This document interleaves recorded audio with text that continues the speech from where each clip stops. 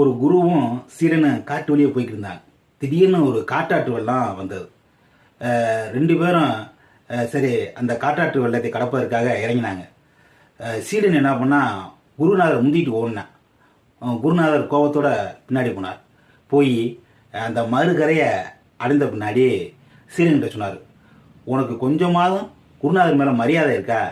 ஏன் நீ முந்திட்டு போன அப்படின்னு சொல்லி கேட்டார். உடனே அந்த சீடன் சொன்னேன், சாமி, இந்த காட்டாற்றில் ஏதாவது பள்ளம் இருக்கா அப்படிங்கிறது தெரிஞ்சுக்கிறதுக்காகவே நான் ஆற்றுல இறங்கினேன். ஏதேனும் புதைகுழியோ சுருளோ இருந்து அதில் நான் சிக்கி இறந்தா கூட எனக்கு ஒன்றும் கவலை கிடையாது.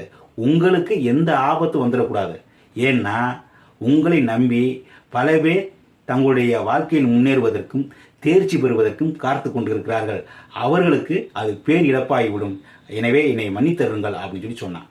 உடனே குருநாதர்